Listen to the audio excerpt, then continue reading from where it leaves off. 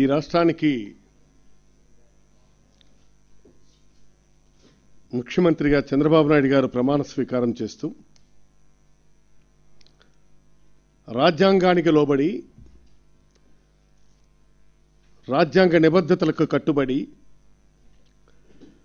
ముఖ్యమంత్రిగా ప్రమాణ స్వీకారం చేస్తున్నాను అని చెప్పినటువంటి మన ముఖ్యమంత్రి చంద్రబాబు నాయుడు గారు ఆ రాజ్యాంగాన్ని, రాజ్యాంగ స్ఫూర్తిని, రాజ్యాంగ అంశాలని పూర్తిగా తుంగలో తొక్కి రాజ్యాంగ స్ఫూర్తిని పూర్తిగా కీల్చేసి రాజ్యాంగము, అడ్మినిస్ట్రేషను, పరిపాలన అన్నటువంటిది పార్టీ చేతుల్లోనికి, పాలనా పగ్గాలని పూర్తిగా కింది స్థాయి నుంచి పై స్థాయి వరకు పసుపు చొక్కాల వేసుకున్నటువంటి ఎల్లో బ్యాండికూట్స్కు ఈ నిధులన్నీ ఎలా కట్టబెట్టాలి, ఏ విధంగా దోపిడీ చేసుకోవాలన్నటువంటి దానికి స్పష్టంగా తెరలేపుతూ జీవోలే ఇచ్చేస్తున్నారు. They are issuing GOs. నిస్సిగ్గుగా, నిర్లజ్జగా, ఎలాంటి భయం లేకుండా ఈరోజు జీవోలు ఇష్యూ చేస్తున్నారు. బహుశా నాకు తెలిసి ఒక సీనియర్ రాజకీయవేత్తగా ఇవి చూస్తుంటే బాధగా ఉంది, ఆందోళన కూడా చెందుతున్నాం. ఇది ఎక్కడికి తీసుకువెళ్తున్నాం మనం ఈ ప్రజాస్వామ్యాన్ని? రాజ్యాంగం పేరుతో, రాజ్యాంగం ముసుగులో ప్రజాస్వామ్యాన్ని ఎక్కడికి తీసుకుపోతున్నాం మనం? ఎక్కడికి ల్యాండప్ చేయదలుచుకుంటున్నాం మనం? ఇవాళ చూస్తే చాలా ఖచ్చితంగా కొన్ని జీవోలు ఇష్యూ చేస్తున్నారు. 135, 101, 535, these are all the GOs is issuing. GOs issue చేసి కార్యక్రమాలకి డైరెక్ట్గా తెలుగుదేశం పార్టీ కార్యకర్తలకు స్థానికంగా ఉన్నటువంటి అధికారాలని, పాలనా పగ్గాలని అప్పచెప్పే ప్రయత్నం చేస్తున్నారు. అంతకంటే ముందుగా బెజవాడలో కలెక్టర్స్ అండ్ ఐపీఎస్ అధికారులు, ఎస్పీలు, కలెక్టర్లు వీళ్ళ కాన్ఫరెన్స్లో చాలా స్పష్టంగా డైరెక్ట్గా నాకు తెలిసి ఇన్నేళ్ల నా రాజకీయ చరిత్రలో ఒక ముఖ్యమంత్రి రాజ్యాంగబద్ధమైనటువంటి కలెక్టర్స్ కాన్ఫరెన్స్లో అడ్రస్ చేస్తూ మా పార్టీ కార్యకర్తలు వస్తారు, మీరు చూడండి, మీరు పనులు చేసి పెట్టండి అని చెప్పాడంటే ఏ స్థాయికి ఈ పాలన దిగజారిపోయిందో ఒక్కసారి మనం ఆలోచించుకోవాలి. అంటే పొలిటికల్ అడ్మినిస్ట్రేషన్ని అందివ్వాలనుకుంటున్నాడు. ఇవాళ గ్రామాల్లో అభివృద్ధి చేయడానికి డబ్బులు లేవని చెప్తున్నారు. ఎవరు అడిగినా ఒక తహసీల్దార్ దగ్గరికి వెళ్ళి ఒక పని కోసం వెళ్తే డబ్బులు లేవంటున్నారు. ఎండిఓ గారి దగ్గరికి వెళ్ళి ఫలానా మా ఊర్లో రోడ్లు ఈ విధంగా దెబ్బతిన్నాయి, మీరు ఈరోజు నిధులు ఇవ్వండి అంటే డబ్బులు లేవంటున్నాడు. కలెక్టర్ గారి దగ్గరికి వెళ్ళి నిధులు ఇవ్వండి అంటే డబ్బులు లేవంటున్నారు. ఇక్కడ మంత్రుల దగ్గర నుంచి ముఖ్యమంత్రి వరకు మాట్లాడితే డబ్బు లేదని చెప్పి మొసలు కన్నీరు గారుస్తున్నారు. ఇవన్నీ చూస్తూ మరొక వైపున మీరు కేవలం గ్రామాల్లో పొలిటికల్ అడ్మినిస్ట్రేషన్ అంటే డిస్ప్యూట్స్, తగాదాలు రేపి వాళ్ళు వర్గాలను నిలబెట్టుకోవడం కోసం ఎలాగూ ప్రజా అభివృద్ధి కార్యక్రమాలు చేసుకొని, సంక్షేమ కార్యక్రమాలు చేసుకొని ఈనాడు ప్రజల్లో శభాష్ అన్నటువంటి అడ్మినిస్ట్రేషన్ చేసే పరిస్థితి కనిపించడం లేదు. కాబట్టి కేవలం గొడవలు సృష్టించి, కొట్లాటలు సృష్టించి, తగాదాలు సృష్టించి, ఫ్యాక్షన్స్ని క్రియేట్ చేసి ఆ వర్గాలని, గ్రూపులని నిలబెట్టుకునే ఒక కుటిల ప్రయత్నం చేస్తున్నాడు చంద్రబాబు నాయుడు అని మీకు మనం చేస్తున్నాను. నేను ఇక్కడ చాలా క్లియర్గా మనం చూస్తే 135 జీవో పింఛన్ల కోసం, పింఛన్ అంటున్నటువంటిది ఇవాళ మీరు వెళ్ళి చూస్తే for the hard core people and in the past elections, ensuing past ఎలక్షన్స్లో, గడిచినటువంటి పాస్ట్ ఎలక్షన్స్లో ఎవరైతే వైఎస్ఆర్ కాంగ్రెస్ పార్టీకి సానుభూతిపరులుగా ఉన్నటువంటి కుటుంబాల నుంచి వాళ్ళు 80 సంవత్సరాలైనా వృద్ధాప్య పింఛన్ లేదు,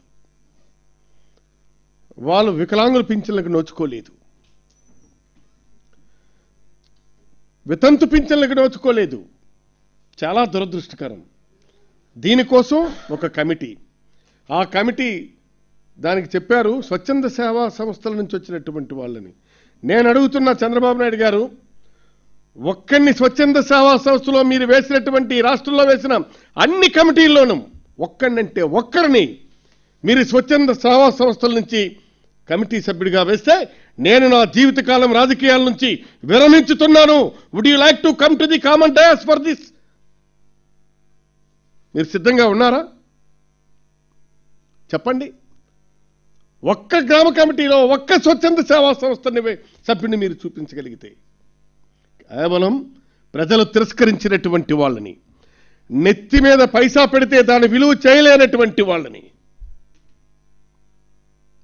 మీరు కమిటీల పేరుతో మొత్తం ఈనాడు స్థానిక అధికారాలన్నీ మీరు గ్రాప్ చేసి పెడుతున్నారు. మీరు ఈ సందర్భంగా రాజ్యాంగాన్ని ఏ విధంగా వీళ్ళు తూట్లు పొడుస్తున్నారంటే, స్వర్గీయ రాజీవ్ గాంధీ గారు ప్రధానమంత్రిగా ఉన్నప్పుడు స్థానిక సంస్థలను బలోపేతం చేయాలని, స్థానిక సంస్థలు బలోపేతంగా ఉంటేనే భారతదేశ పాలనా వ్యవస్థ బలోపేతంగా ఉంటాయి, పల్లెలు బలపడతాయన్నటువంటి ఒక మంచి కాన్సెప్ట్, గాంధీ గారి కాన్సెప్ట్తో ఏ పార్టీ వాళ్ళు చేయనివ్వండి, ఇట్స్ ఏ గుడ్ కాన్సెప్ట్. 73-74 రాజ్యాంగాన్ని అమైండ్ చేస్తూ 29 అధికారాలని పంచాయతీలకు, స్థానిక సంస్థలకు బదలాయించారు. 29 పవర్స్ బీన్, వాళ్ళందరికీ కూడా డివల్యూషన్ ఆఫ్ పవర్స్ అంటాం మనం వాటిని. ఈ డివల్యూషన్ ఆఫ్ పవర్స్ని 29 అధికారాలని పంచాయతీలకి కట్టబెడితే మీరు ఆ అధికారాలన్నింటినీ కూడా ఇవాళ పంచాయతీ బోర్డు ప్రెసిడెంట్లు నిర్వీర్యమైనారు, అస్థి పంజరాల మాదిరిగా ఉన్నారే తప్ప చాలామంది మాకెందుకు ఇవి, ఒక పింఛన్ అడిగితే కమిటీ దగ్గరికి వెళ్ళమంటున్నారు, కార్డు అడిగితే కమిటీ దగ్గరికి వెళ్ళమంటున్నారు, ఒక పట్టా అడిగితే కమిటీ దగ్గరికి వెళ్ళమంటున్నారు, గ్రామ అభివృద్ధి కార్యక్రమాలు చేయండి అంటే కమిటీ దగ్గరికి వెళ్ళమంటున్నారు, రేపు ఈ జన్మభూమిలో పనులు నిర్ణయించాలంటే కమిటీ దగ్గరికి వెళ్ళాలంటున్నారు, ఒక దళితుడికి ఆర్థిక సహాయం కోసం లోను చేయాలంటే ఈనాడు కమిటీ దగ్గరికి వెళ్ళాలంటున్నారు. వెనుకబడిన వర్గాలకు సంబంధించినటువంటి పేదవాడు లోన్ అప్లికేషన్ పట్టుకుని బ్యాంకు దగ్గరికి వెళ్తే మీ గ్రామంలో తెలుగుదేశం పార్టీ వాడి కమిటీ ఉంది, అక్కడికి వెళ్ళమంటున్నారు. కలెక్టర్లు, తహసీల్దారులు గ్రామాలకి పర్యటనకు వస్తే, అయ్యా నాకు ఈ విధంగా అన్యాయం జరిగింది, నా పింఛన్ తీసేసినారు, నాకు ఈ విధంగా లోన్ కోసం అంటూ వెళ్తే అక్కడికి వెళ్ళమంటున్నారు, మీరు మాకు సహాయం చేయండి అని కలెక్టర్ గారి దగ్గరికి వెళ్తే దురదృష్టం, కలెక్టర్ గారు కూడా కమిటీ దగ్గరికే వెళ్ళమని చెప్తున్నారు. నేను అంటున్నాను, మరెందుకు ఈ కలెక్టర్ వ్యవస్థ ఎందుకు, కలెక్టర్ల వ్యవస్థ ఎందుకు, రెవెన్యూ వ్యవస్థ, తహసీల్దార్ వ్యవస్థ ఎందుకు, మండలాభిదయ వ్యవస్థ ఎందుకు? రాజ్యాంగబద్ధంగా ఈనాడు చాలా స్పష్టంగా మనం పాలసీ చేయటానికి ఇటు శాసనసభ, ఎగ్జిక్యూటివ్, అలాగే మనకి జ్యుడిషియరీ, ఇవన్నీ దాని స్వతంత్ర ప్రతిపత్తిగా ఉన్నటువంటి వాటిని మనం ఈ విధంగా అధికారాలు కల్పించుకొని ఒక మంచి పాలనని, రాజ్యాంగబద్ధమైన పాలనని అందించాలన్నటువంటి ఆశయంతో ఆ రోజు మహానుభావులు మనకు అందించినటువంటి రాజ్యాంగ ప్రక్రియ ఇది. దానికి తోడుగా రాజీవ్ గాంధీ గారు వచ్చిన తర్వాత లోకల్ సెల్ఫ్ గవర్నమెంట్ పేరుతో స్థానిక స్వయం ప్రభుత్వం, స్థానిక స్వయం పరిపాలన అని చెప్పి 29 అధికారాలు బదలాయించి వాళ్ళకి అప్పచెప్తే మొత్తం అధికారాలన్నీ కమిటీల ముసుగులో తెలుగుదేశం పార్టీ కార్యకర్తలు ఈనాడు మొత్తం వాటిల్ని గ్రాప్ చేసి పడేస్తున్నారు. మీకు ఉదాహరణకి ఒక ఎగ్జాంపుల్, ఇవాళ మనకి మినరల్ సెస్ ఉంది, శాండ్ మీద సెస్ ఉంది, ఇవన్నీ కూడా ఈ 29 అధికారాల్లో బదలాయించబడినటువంటి దాంట్లో ఒకటిది. ఈ శాండ్ని ఇవాళ మీరు డ్వాక్రా మహిళలకు ఇస్తున్నారు, వాళ్ళకి ఇవ్వడంలో ఎగ్నిస్టేం కాదు మేము, కానీ అదే సమయంలో పంచాయతీ తీర్మానం చేసి ఎంత సెస్ వస్తుందని అంచనా వేసి ఆ సెస్ అన్నటువంటిది ఇక్కడికి బదలాయింపు జరగాలి. లేదే. ఇక్కడ మన కాకినాడలోనో ఎక్కడో ఈస్ట్ గోదావరిలో అనుకుంటా 5 కోట్ల రూపాయలు 500 కోట్ల రూపాయలు ఈనాడు అక్కడ వస్తే పంచాయతీలకు ఇచ్చిందంత, ఖజానాకి చేరిందంత. ఇది ఎవరండి తిన్నారు? ఇది పచ్చ పంది కొక్కులు కాకపోతే ఎవరు తిన్నారు? ఇది ముఖ్యమంత్రి తిన్నాడా? ఒప్పుకుంటాడా? ఒప్పుకుంటాడా చంద్రబాబు నాయుడు? ఎవరు చేస్తున్నటువంటిది ఇది? అది శాండ్ ద్వారా ప్రకృతి సంపదలు ఇవి. దీనికి పర్యావరణం ఒకవైపున అభ్యంతరాలున్నాయి, వాల్టా చట్టాలున్నాయి, భూగర్భ జల చట్టాలున్నాయి, పర్యావరణ చట్టం ఉంది. వీటన్నిట్లు కాదని ఇస్తున్నారు. అదొక వంతు. ఓకే, ఇస్తే ఇచ్చారు. ప్రభుత్వ ఆదాయాలన్నారు. ప్రభుత్వానికి వచ్చిందా అది? నీ పారదర్శకత పరిపాలన ఎక్కడ పెట్టావయ్యా బాబు? రాజ్యాంగబద్ధతగా పాలన చేస్తామని చెప్పి ప్రమాణం చేసినటువంటి నువ్వు ఇవి ఎలా చేయాలనుకుంటున్నావయ్యా బాబు? రాజ్యాంగాన్ని ఉల్లంఘించినటువంటి నిన్ను రాజ్యాంగం ప్రకారం ప్రమాణం చేసి ముఖ్యమంత్రిగా వచ్చినటువంటి నువ్వు రాజ్యాంగాన్ని ఉల్లంఘించినటువంటి నీకు ఎందుకు అభిశంసన చేయకూడదో ఒక్కసారి చెప్పమని అడుగుతున్నాం. న్యాయస్థానాలను వేడుకుంటున్నాం. ప్రజా న్యాయస్థానాల ముందుకు వెళ్ళబోతున్నాం. అయితే శిశుపాలునికి 100 తప్పుల తరువాత శరచ్ఛేదన జరిగింది. ఇక్కడ కూడా ఒకటి లెక్క పెడుతున్నాం. తప్పనిసరిగా బాబు నీ పాపం పండింది. చాలా తొందరగా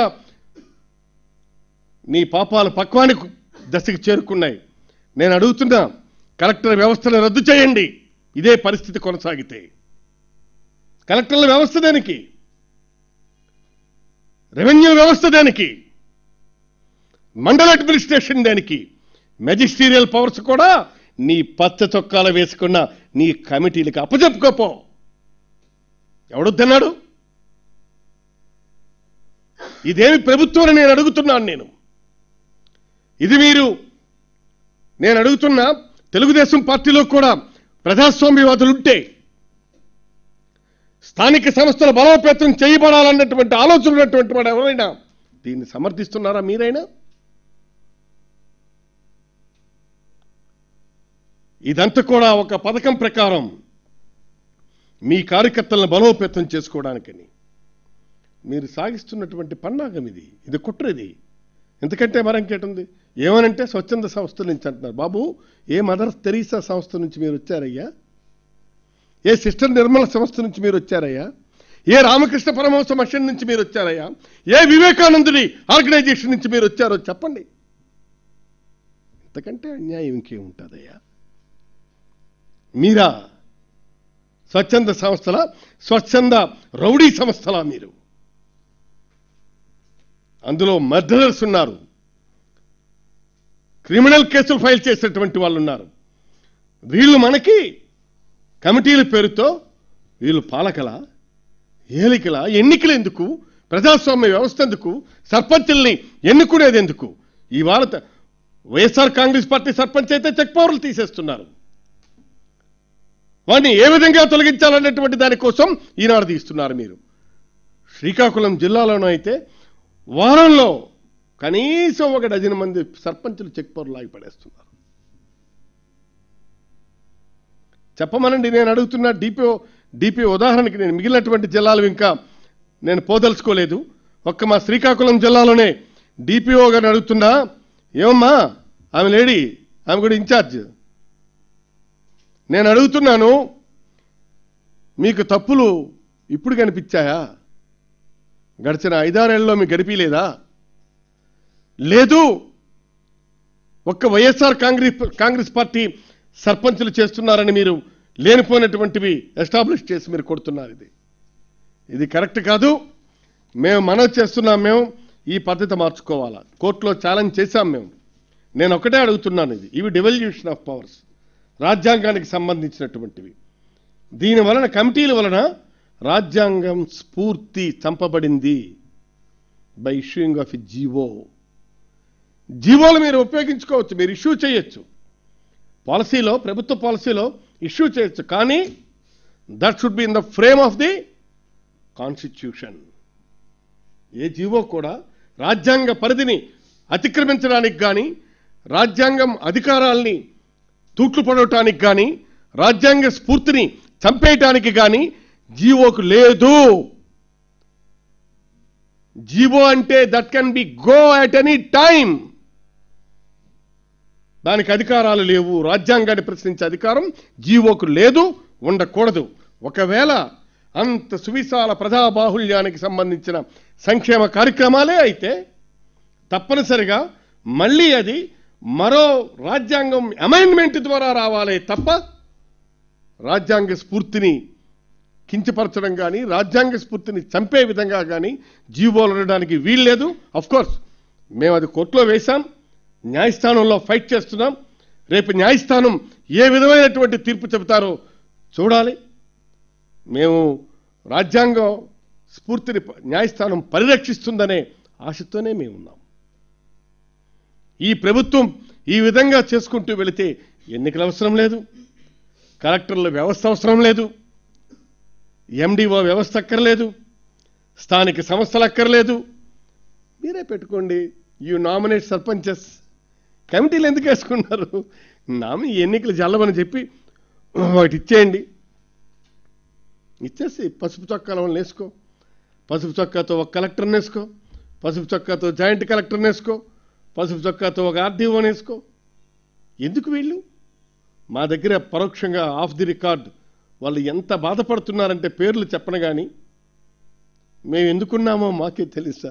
గ్రామాలకు వెళ్తే ఒక పేదవాడు అప్లికేషన్ పట్టుకొని మా దగ్గరికి వస్తే, బాబు నా పింఛన్ లేదు, నా కార్డు లేదు అంటే మేము చేయలేని పరిస్థితి ఉంది. కమిటీ దగ్గరికి పొమ్మనమని చెప్తున్నాం సార్. ఎక్స్ట్రా కాన్స్టిట్యూషనల్ అథారిటీస్గా ఎలా ఈ కమిటీలు రాజ్యాంగేతర శక్తులుగా ఈ కమిటీ సభ్యులు ఎలా వ్యవహరిస్తున్నారో ఒక్కసారి పరిగణలోనికి తీసుకోమని చెప్పి నేను మనవి చేస్తూ, నేను ఇందులో గవర్నర్ గారు జోక్యం చేసుకోవాలి, ఖచ్చితంగా గవర్నర్ గారు జోక్యం చేసుకోవాలి. న్యాయస్థానానికి అప్పీల్ చేశాం. నేను న్యాయస్థానానికి కూడా చేతులెత్తి దండం పెడుతున్నటువంటిది ఏమిటంటే, ఒక్కసారి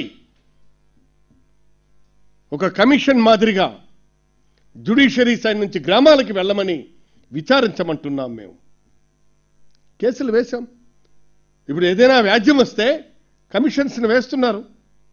అలాగే ఈనాడు దీనిపైన కమిషన్ని కోర్టు అపాయింట్ చేయమంటున్నాం. మేము గ్రామాలకు వెళ్ళమంటున్నాం. మేము ఈ పసుపు చొక్కా కమిటీలు ఏ విధంగా న్యాయాన్ని కాలరాస్తున్నాయో, ఏ విధంగా పేదల బ్రతుకుల్ని అతలాకుతలం చేస్తున్నారో, ఏ విధంగా రాజ్యాంగానికి అపచారం చేస్తున్నారు ఒక్కసారి గమనించమని చెప్పి న్యాయస్థానాలను వేడుకుంటున్నాం.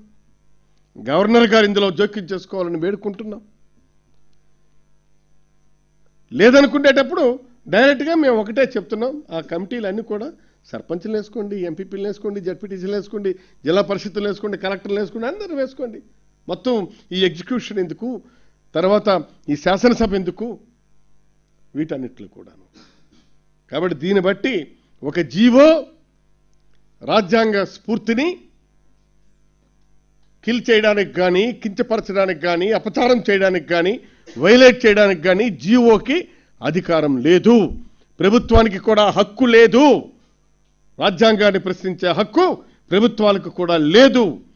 తిరిగి మళ్ళా అది అంత సువిశాలమైనటువంటి ప్రజాబాహుల్యమైన సంక్షేమాన్ని కోరుకున్న పాలసీయే అయినప్పుడు ఇది జీవో ద్వారా కాదు, రాజ్యాంగం ద్వారా అమెండ్ చేయి. ఇప్పుడు రాజీవ్ గాంధీ గారు 73, 74 అమెండ్మెంట్ చేశారంటే అది ఎంత గొప్పదైనటువంటి నిర్ణయం, రైట్? ఆ విధంగా అంత గొప్పదైనప్పుడు మాకు ఇది అవసరం అని చెప్పి నువ్వు పార్లమెంట్కి పెట్టుకో. నీ పార్లమెంట్ సభ్యులు ఉన్నారు కదా, కేంద్రంలో మీ మంత్రులు ఉన్నారు, మీరు అమెండ్ చేయించండి, మూవ్ చేయించండి. ఒక అడ్మినిస్ట్రేషన్ డీసెన్సీ మీరు తమరు ఎప్పుడూ మాట్లాడుతుంటారు. చంద్రబాబు నాయుడు గారు పారదర్శకత గురించి మాట్లాడుతుంటారు, ఫైన్ ట్యూనింగ్ ఇన్ అడ్మినిస్ట్రేషన్ అంటుంటారు, చాలా మాటలు మీరు చెప్తుంటారు. ఇదేనా నీ ఫైన్ ట్యూనింగ్ అడ్మినిస్ట్రేషన్?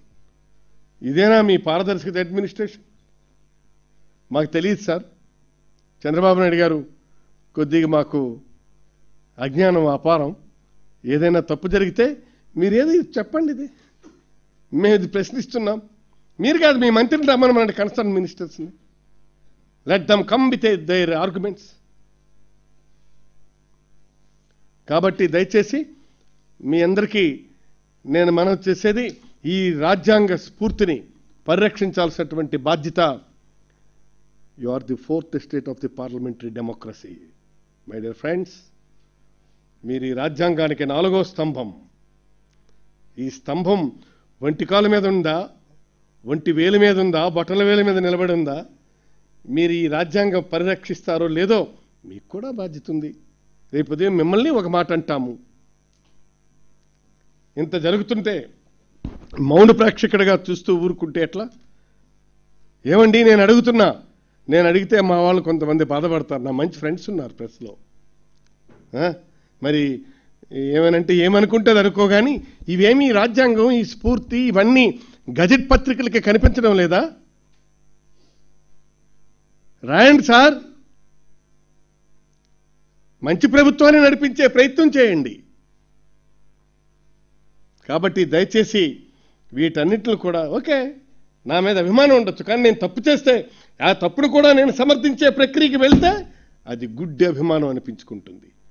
నిజంగా మీరు నన్ను అభిమానించే వాళ్ళకంటే నన్ను వ్యతిరేకించేవాడే కరెక్ట్ అనుకుంటాను నేను. మేము ఇవాళ చెప్పాం ఇది లోపమని, సరిదిద్దుకుంటాడు సంతోషం, లేకపోతే పోతాడు, ఎవరైతేనేమంది. కాబట్టి నేను ఈ సందర్భంగా దీని గురించి ప్రభుత్వం పునరాలోచన చేయమంటున్నాం. ప్రజాస్వామ్యబద్ధంగా ఎన్నికైనటువంటి సర్పంచుల అధికారాలని పరిరక్షించమంటున్నాం. ఈ విధంగా కమిటీల పేరుతో వాళ్ళ హక్కుల్ని హరించకూడదని చెప్తున్నాం. కానప్పుడు వైఎస్ఆర్ కాంగ్రెస్ పార్టీ ప్రజాస్వామ్యంగా ఎన్నిక కాబడినటువంటి సర్పంచులు, ఎంపీటీసీలు వాళ్ళ పక్షాన ఇర్రెస్పెక్టివ్ ఆఫ్ పొలిటికల్ పార్టీస్, అది కూడా across the floor, across the parties, రాజకీయాలకు అతీతంగా ఎన్నికైనటువంటి సర్పంచులందరికీ ఈ అధికారాల కోసం పోరాడటానికి వైఎస్ఆర్ కాంగ్రెస్ పార్టీ సిద్ధంగా ఉంది. దాన్ని ఉద్యమిస్తామని కూడా మేము మనవి చేస్తూ, ఇప్పుడు మేము న్యాయస్థానంలో వ్యాజ్యాలు వేశాం. న్యాయస్థానం తీర్పు కోసం ఎదురు చూస్తున్నాం. దానికి ఖచ్చితంగా కట్టుబడి ఉంటాం. రాజ్యాంగం కోసం న్యాయస్థానాలకి నేను చెప్పాల్సినటువంటి అవసరం ఉందని నేను అనుకోను. వారికి తెలియనిది ఏముంది. కాబట్టి ఇక్కడితో ముగిస్తున్నాను. ఓకే.